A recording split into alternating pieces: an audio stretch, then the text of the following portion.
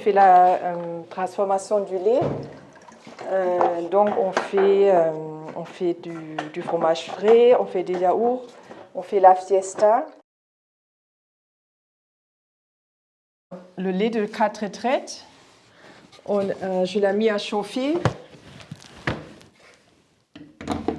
à 32 degrés. J'ai mis les bactéries, la pressure et maintenant c'est caillé. On voit bien que c'est caillé, c'est ferme. Maintenant on va trancher le lait avec le tranche caillé. Voilà.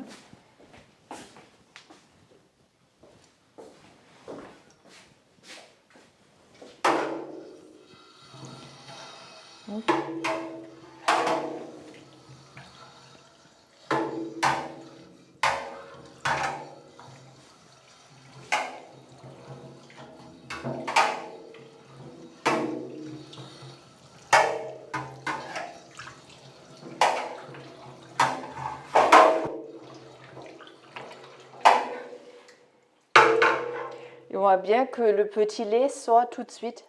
C'est-à-dire c'est la séparation entre le calcium, les minéraux, les caséines et l'eau qui est dans le lait. Voilà. On le laisse reposer un peu. On revient dans 5 minutes.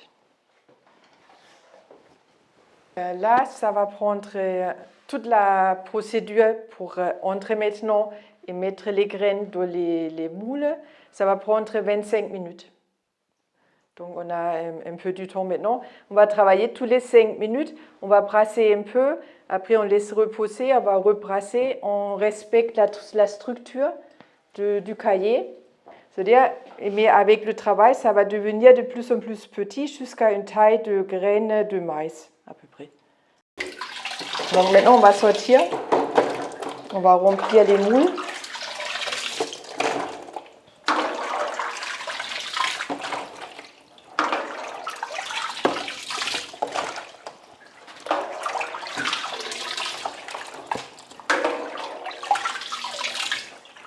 Bon, après, je vais les retourner 3 fois dans la journée. Tout de suite après, on dit à chaque fois un double temps. Ça veut dire là, après 10 minutes, après 20 minutes, 40 minutes. Et encore une fois l'après-midi. Et demain, ça va aller dans un seau.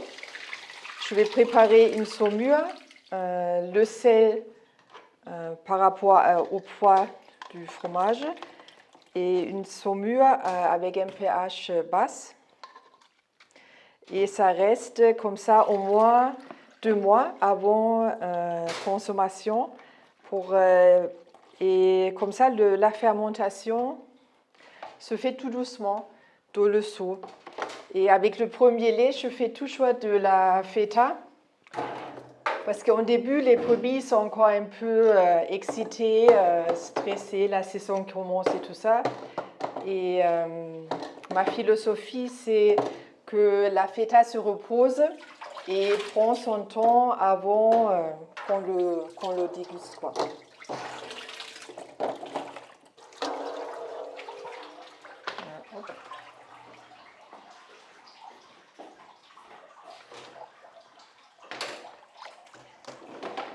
Et maintenant, on peut déjà retourner.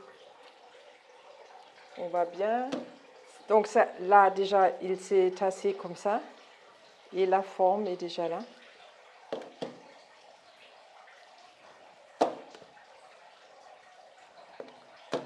Et les retournements, c'est très important pour l'égouttage se fait correctement sur tout le fromage.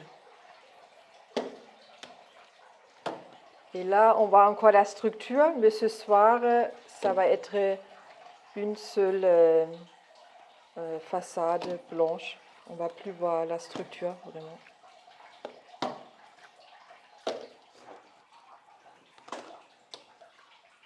Et là, il y a aussi les bactéries qui sont là-dedans qui vont travailler. Ça veut dire qu'ils vont transformer le sucre du lait en acidité. Donc, jusqu'à ce soir, le fromage doit être acide.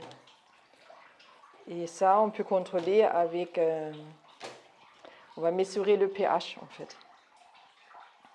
Ça, c'est notre cave d'affinage pour la tome.